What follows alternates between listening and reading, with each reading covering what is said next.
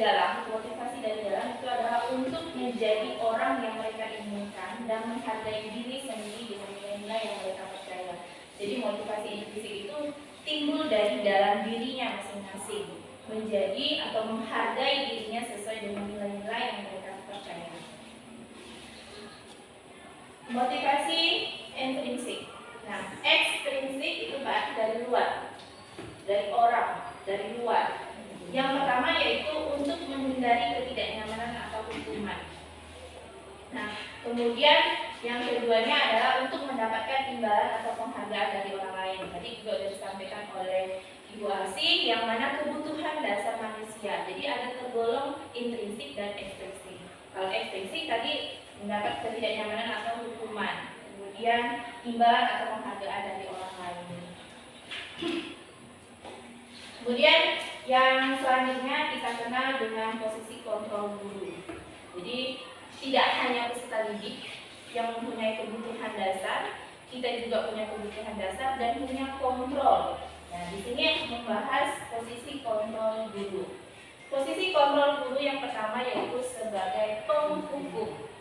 Nah, seorang penghukum dapat menggunakan hukuman fisik dan verbal. Posisi ini dianggap mempercepat penyelesaian masalah tanpa memikirkan dampak berikut yang ditimbulkan. Contoh, siswa terlambat.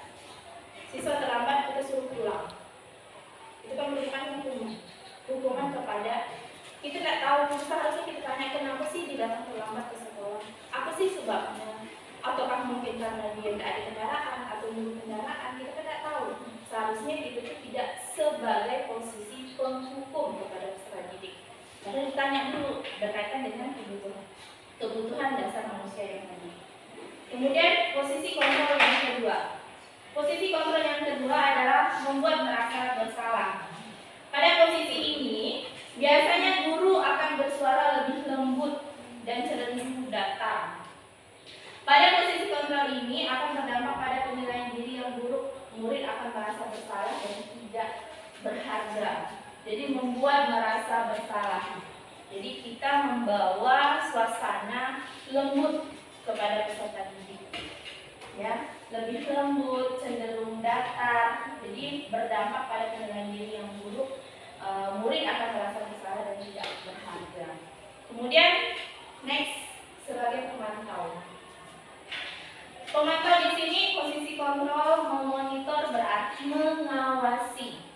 Jadi kita memantau, hanya sekadar mengawasi peserta didik kita.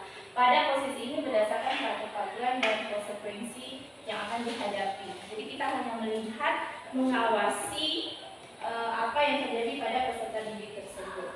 Kemudian posisi yang selanjutnya itu adalah sebagai teman. Nah, pada posisi ini tidak akan menyakiti murid, namun akan tetap berupaya mengontrol murid melalui persuasi. Jadi kita ada kadang-kadang membuat peserta didik dekat dengan peserta didik itu menjadi teman. Sini dirangkul, didekati, ya. Tapi ingat, jangan lalu sejajar antara kita dengan mereka. Jadi ada bagian-bagian, ada pos-posnya bahwa kita menempatkan posisi kita sebagai teman itu seperti apa untuk peserta didik. Next, yang selanjutnya yaitu adalah posisi kontrol guru yang terakhir adalah manajer, di mana guru berbuat sesuatu bersama murid, mempersilahkan murid, mempertanggungjawabkan perilakunya, mendukung murid agar dapat menemukan solusi atas permasalahannya sendiri. Nah, dari kelima posisi kontrol yang ada ini, yang paling tepat itu adalah posisi manajer, ya, di mana kita sebagai guru itu bersama dengan murid, mempersilahkan murid, kemudian mempertanggungjawabkan perilakunya, mendukung murid agar dapat menemukan solusi atas permasalahan yang mereka perbuat, permasalahan itu sendiri. Jadi seharusnya kita sebagai guru itu posisi yang paling tepat itu adalah posisi manajer. Kemudian contoh penerapannya, misalnya tadi kasus siswa terlambat datang ke sekolah. Penghukum, misalnya di sini adalah hormat pada bendera selama 1 jam. Kan panas siswanya. gerah, ya kan? Seharusnya tidak dilakukan dengan penghukum, menghukum. Kemudian kalau posisi pembuat merasa bersalah, kita bisa tanya, berapa kali bapak atau ibu harus memperingatkan kamu? Kamu selalu saja tidak mau mendengarkan apa yang bapak ibu bilang. Kamu mengecewakan sekali. Itu contoh kalau seandainya kita dengan posisi membuat merasa bersalah. Kemudian memantau. Dari memantau, kamu sudah datang terlambat. Kamu sudah melanggar peraturan sekolah. Kamu tahu konsekuensinya. Nah, itu sebagai pemantau, posisi kontrol kita sebagai pemantau. Jadi kamu tahu konsekuensi kamu datang terlambat itu apa? Peraturan yang sudah diberlakukan di sekolah kita itu seperti apa? Ini posisi kontrol sebagai pemantau. Kemudian posisi kontrol sebagai teman. Jadi dirangkul misalnya, ayolah ya, ikuti aturan sekolah, tolong bantu bapak ibu ya, kali ini tidak apa-apa, lain kali jangan sampai datang terlambat lagi. Ini bahasanya seperti itu. Jadi merangkul peserta didik. Kemudian posisi yang terakhir itu adalah manajer. Nah, di sini apakah kamu tahu kesalahanmu? Tahu Bu, misalnya. Semua orang pernah melakukan kesalahan. Apa alasan kamu terlambat? Nah, kita bertanya, kenapa alasan kamu terlambat? Assalamualaikum warahmatullahi wabarakatuh. Waalaikumsalam warahmatullahi wabarakatuh. Apa kabar hari ini? Baik. Alhamdulillah, semuanya sehat ya. Nah, kesempatan kali ini kita akan membuat kesepakatan atau keyakinan kelas. Ya. Pernah mendengar kata keyakinan kelas? Keyakinan kelas itu kurang lebih sama dengan peraturan. Kita punya peraturan sekolah, kita punya peraturan kelas, dan kita juga kurang lebih sama dengan keyakinan kelas. Nah, keyakinan kelas itu berdasarkan dari dalam diri kita, ya, meyakini peraturan atau aturan yang sudah kita buat. Untuk keyakinan kelas itu harus menggunakan kalimat-kalimat yang positif, ya, harus mengandung unsur kalimat positif, kemudian nilai-nilai kebajikan yang kita yakini. Contoh misalnya datang tepat waktu, ya, kemudian misalnya masuk kelas tidak boleh terlambat, kemudian kalau misalnya saling jaga kebersihan kelas, kemudian kalimat yang negatif misalnya tidak mencontek, itu kan kalimat yang negatif. Kita gunakan kalimat yang positif. Untuk kalimat positif adalah berkata jujur. Jujur. Paham kan? Nah, sekarang ibu akan bagikan stick note satu orang satu. Kalian bikin keyakinan kelas sesuai dengan hati nurani kalian sendiri, dan kalau sudah selesai kalian tempel di papan keyakinan kelas kita.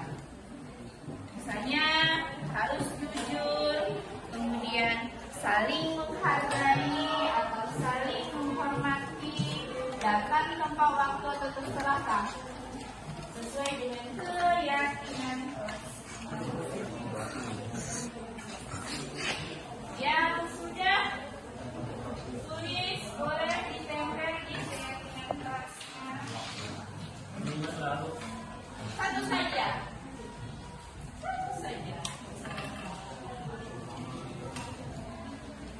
Jadi keyakinan kelas itu sama seperti peraturan kelas yang harus kita patuhi sama-sama.